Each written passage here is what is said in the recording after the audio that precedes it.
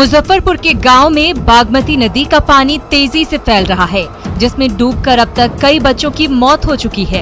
इसके बावजूद ये बच्चे बाढ़ के पानी में अटखेलियां करने से बाज नहीं आ रहे हैं। इन्हें रोकने टोकने वाला कोई नहीं है। बाढ़ के पानी में ये बच्चे रोजाना इसी तरह से स्टंट करते देखे जाते हैं। ऐसे में किसी बड़े हादसे की आशंका से इनकार नहीं किया जा सकता।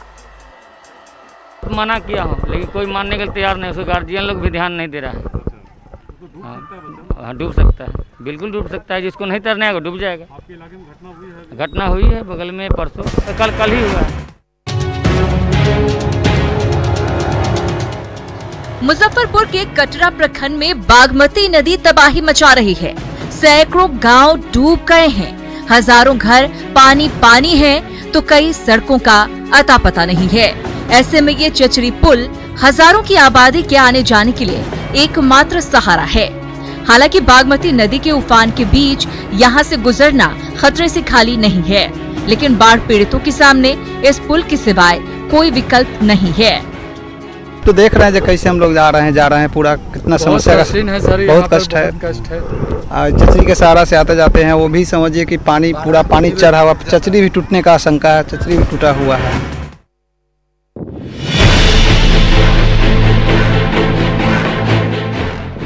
खगड़िया में कोसी और बागमती नदियां खतरे के निशान से ऊपर बह रही हैं और दियारा के दर्जनों गांव पानी में डूब गए हैं।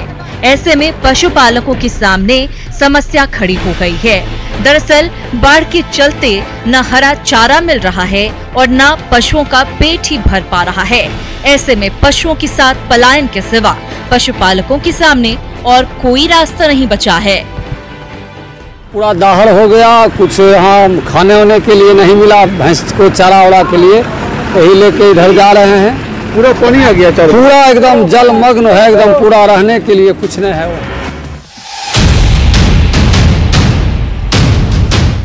बगहा में गंडक नदी में उफान से किसानों और दूध कारोबारियों की मुश्किलें बढ़ गई हैं। दियारा के गांव में मवेशियों के कई खटाल हैं, जिसका दूध रोजाना शहर तक पहुंचाना होता है, लेकिन उफनाती गंडक नदी रास्ता रोक देती है। ऐसे में नाव ही एकमात्र सहारा है, लेकिन प्रशासन ने अब तक नावों के रजिस्ट्रेशन की प्रक्रिया पूरी नहीं की है। अब दूध कारोबारी करें तो क्या करें? हमें जाते जाओ अपने से मर्जी से जाते जाते लोग को कोई साधन नहीं है। आओ ना, यहाँ प्रशासन को आता नहीं नाव खोल देगा। हाँ। 5 दिन जैसे जाओ, बताइए वहाँ हमारी खेती बाड़ी सब वहीं पर है। भैंस गाय चौगा सब वही है, खाना पीना सब वही है। फिर ऐसा जल्दी तरीका क्या करेगा?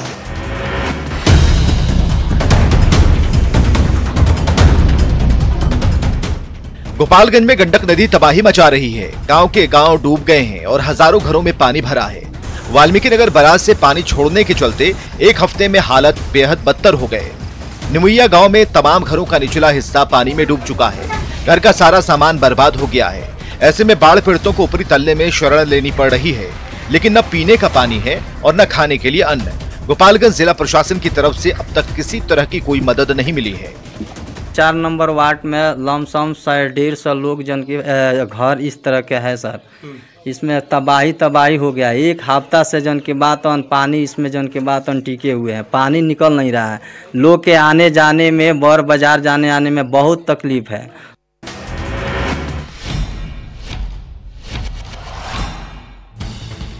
गोपालगंज के गांव में गंडक नदी का विकराल रूप दिख रहा है।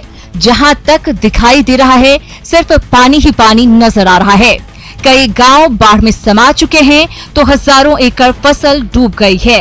कुदरत की विनाश लीला के आगे प्रभावित ग्रामीण बेबस नजर आ रहे हैं। हालत ऐसी हो गई है कि बाढ़ प्रभावितों को अपना घर बार छोड़कर ऊंचे ठिकानों की तलाश में पलायन करना पड़ रहा है। हालांकि ये पानी हर साल आता है और हर बार ऐसी ही तबाही मचती है, लेकिन कभी भी बाढ़ का स्थायी निदान नहीं निकलता।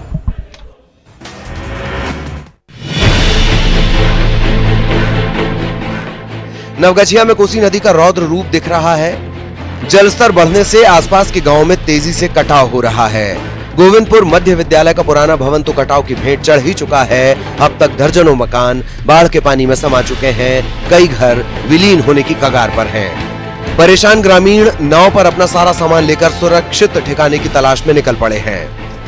खाना पीना व्यवस्था चूल कपड़ी व्यवस्था खपरी बने के रहे थे की करते। अभी तक पूरा गांव खत्म हो गया, यहाँ 500 आबादी बर्बाद हो गए और हम लोग जो है जाल में फंसे मछली के तरह तरफ रहे हैं और इसका कोई सुनवाई नहीं हो रहा है। दरभंगा के कुशेश्वर स्थान में कमला बलान और कोसी नदी तांडव मचा रही है। दर्जनों गांव टापू बन गए हैं, चारों ओर पानी ही पानी है। ऐसे में यही नाव बाढ़ पीड़ितों के लिए एकमात्र सहारा है। बाइक हो, साइकिल हो या फिर घर का राशन लाना हो, पानी के बीच नाव ही लाइफलाइन बन गया है। जैसे जैसे बाढ़ का पानी फैलता जा रहा है, वैसे वैसे नाव की डिमांड भी बढ़ती जा रही है। साल में मॉनसून का महीना ही नाविकों के लिए कमाई का महीना होता है।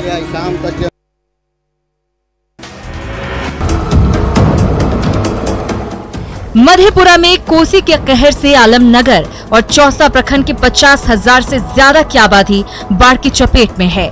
गांव के गांव पानी में डूब चुके हैं। घर के आंगन और चूल्हों में पानी भर चुका है। महिलाओं और बच्चों को सामान के साथ ऊंचे ठिकानों पर भेजा जा रहा है। बड़ी संख्या में बाढ़ प्रभावितों ने सड़क के किनारे शरण ले रखी है। पॉलीथीन और तिरपाल के जरिए सिर छुपा रहे हैं ये लोग। इतना ही नहीं, बाढ़ के पानी से कई सड़कें डूब चुकी हैं और बाढ़ प्रभावितों को जान जोखिम में डालकर गुजरना पड़ रहा है।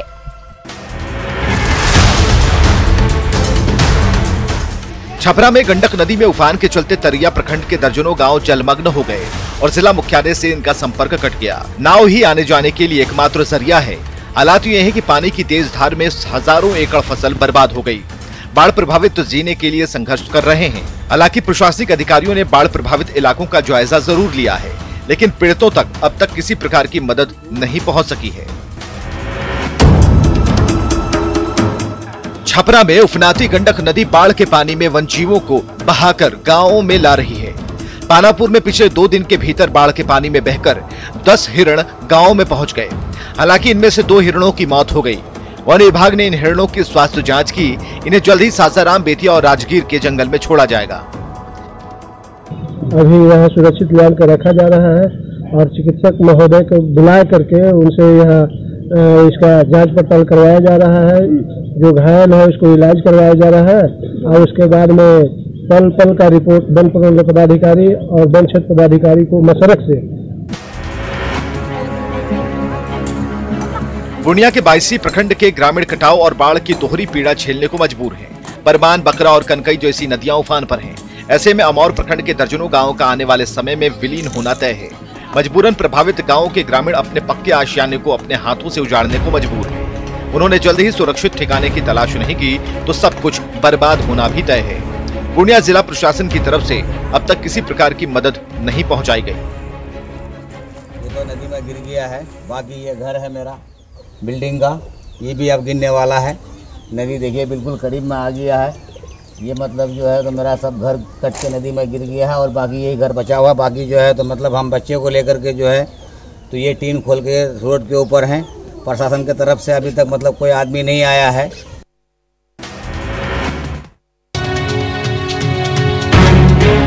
साहिबगंज में गंगा नदी उफान पर है। इसके चलते दियारा के निचले इलाकों में सैकड़ों एकड़ मकई की फसल डूब गई है, पर किसानों की मुश्किलों का ठिकाना नहीं। दरअसल गंगा नदी में बाढ़ का पानी बढ़ता जा रहा है और इसमें बाजरा और मकई के साथ साथ पशु चारा भी डूब गया है। इससे किसान तो परेशान है ही, पशुओं के चारे की भी किल्लत हो गई है। किसानों की मदद करने वाला कोई नहीं। जितने भी फसल हम लोग का जो किसान लगाए हैं सब ऋण कर्ज लोन लेके लगाए और बेचारे महाजन उठाए हैं और हाय हाय कर रहे हैं। पानी से सब फसल गिर गया, सड़ गया।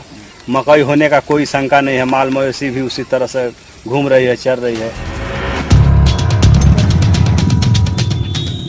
रक्सौल में बूढ़ी गंडक नदी के किनारे केसरे हिंद बांध से तेजी से कटाव हो रहा है। हालांकि कटाव रोकने के लिए नदी के तट पर बालू के बोरे रखे जा रहे हैं, लेकिन इस काम में काफी देरी कर दी गई है। नदी के तट पर बोरों को जैसे तैसे रखा जा रहा है, जबकि इन दिनों बूढ़ी गंडक नदी पूरे उफान पर है। ऐसे में आसपास बसे गांव का अस्तित्व खतरे में है और ग्रामीणों के चेहरों पर चिंता की लकीरें साफ नजर आ रही हैं। बाढ़ आ जाती है उसके बाद काम स्टार्ट होता है। ये सब काम मई जून में करना चाहिए। वो भी अभी काम हो रहा है, बोरा भरा जा रहा है, इसका कोई गारंटी नहीं कि वो पड़ेगा वहाँ जाएगा ही जाएगा जहाँ पे जाना है। और ये लोग अभी कल से स्टार्ट कर रहे हैं, जब बांध टूट जाएगी उसके बाद ये लोग डालेंगे।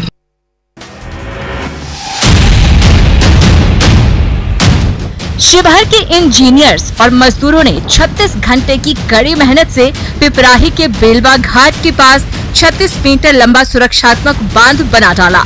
शिवहर के डीएम अवनीश सिंह ने बांध मरम्मत में लगे इंजीनियर्स और कर्मचारियों की हौसला अफजाई की।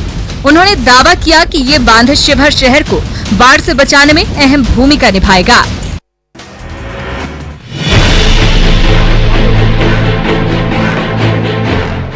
दरभंगा में सैलाब की सितम ने सब कुछ बर्बाद कर दिया है। जिला मुख्यालय से 18 किलोमीटर दूर नरदर गांव बागमती नदी में समा चुका है, तो बाढ़ प्रभावितों को अपना घर बार छोड़कर सड़कों पर कुछ इस तरह से आशियाना बनाना पड़ा है। तिरपाल और घास फूस की यही झोपड़ी अब इनका ठिकाना बन गया है। छोटे छोटे बच्चे, बुजुर्ग और मवेशी यहाँ सब एक साथ रहते हैं। ऐसे हालात में इन्हें कब तक रहना पड़ेगा कहना मुश्किल है।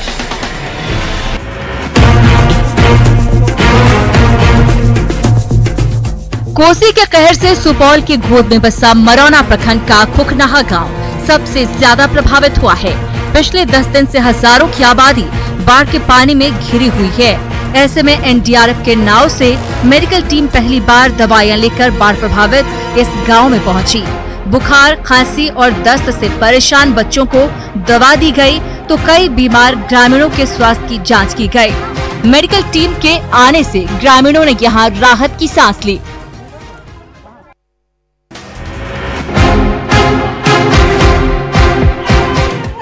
बारिश के दौरान दानापुर के आदमपुर गांव का कुछ ऐसा हाल है। हालात नारकीय हैं। चारों ओर बारिश का पानी जमा है। घर के घर डूब गए हैं। सिर छिपाने के लिए छत नहीं बची है। आने जाने का कोई रास्ता नहीं है। काम से कहीं निकलना है तो घुटने भर पानी से गुजरने के सिवाय और कोई चारा नहीं है। मानसूनी बारिश आदमपुर के बाशिंदों के लिए मुसीबत लेकर आई है। इस गांव की हालत पर अब तक न किसी जनप्रतिनिधि ने ध्यान दिया है और न किसी हाकिम ने। अब यहाँ के बाशिंदे करें तो क्या करें? कुछ बिल्डर लोग भर दिए, कुछ गांव के लोग मिलकर भरवा दिए और जितना पानी का निकास था सब बंद हो गया। पानी निकलने का कोई साधन नहीं है और खाली मीडिया में, पेपर में आता है कि सरकार पानी के लिए ये कर रहा है, वो कर रहा है। हालत देख लीजिए, कम से कम 20 बीघा अभी खेती धान, कितना का धान का बिचड़ा डूब गया।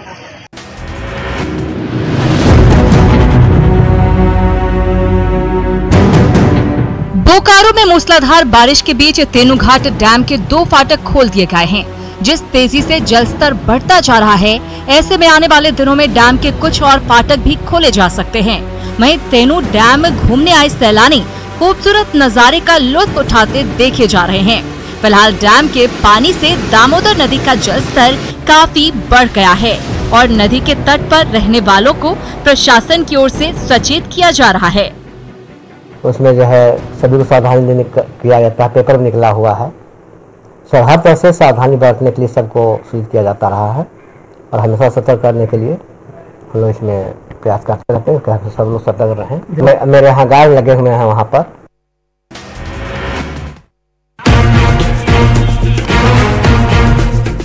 कटिहार के खैरा और धूसमर गांवों को जोड़ने वाला लोहे का ये जर्जर पुल कभी भी ध्वस्त हो सकता है। इसके बावजूद इस पुल से जान पर खेलकर यातायात बदस्तूर जारी है। दरअसल साल 2017 में ये पुल क्षतिग्रस्त हो गया था। इसके बाद इस पुल को बंद कर आवागमन के लिए बगल में डायवर्शन बना दिया गया, लेकिन बाढ़ के पानी में इन दिनों ये डायवर्शन डूब गया है और इसी जर्जर पुल से फिर से यातायात शुरू हो गया। ऐसे में हादसे की आशंका से इनकार नहीं किया जा सकता।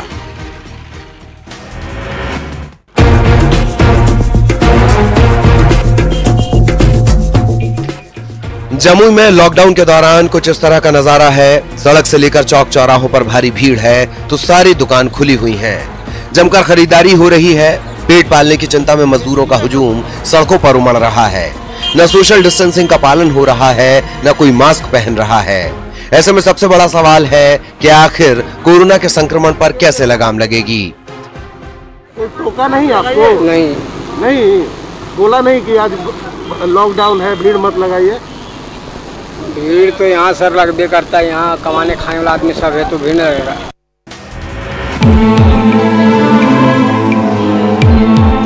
धनबाद में कोरोना काल में अजब प्रेम की गजब कहानी सामने आई।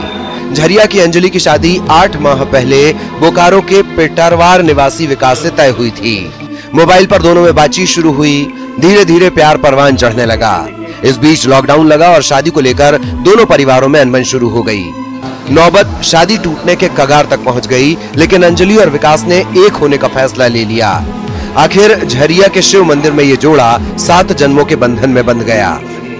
न जाने लड़की का माँ बाप मना कर दिया, हम मान में आ गए तो हम बोले शादी करेंगे तो करेंगे। रही बात मेरा करने का, हम बोले करेंगे तो कर रहे हैं।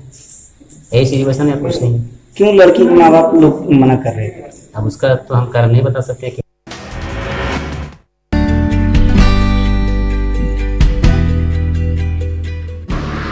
पीएम आवास योजना ने जामताड़ा में घरों की सूरत बदल कर रख दी है। सरकारी मदद मिलने के बाद गांव-गांव में इसी तरह के चमचमाते और पक्के घर बन रहे हैं। पिछले 3 साल में इस योजना के तहत जामताड़ा में 20,000 घर बनाने का लक्ष्य था। इसमें से 93% घरों का निर्माण कार्य पूरा हो चुका है। यही वजह है कि पीएम आवास योजना का लक्ष्य हासिल करने में जामताड़ा को देश में दूसरा और झारखंड में पहला स्थान मिला है।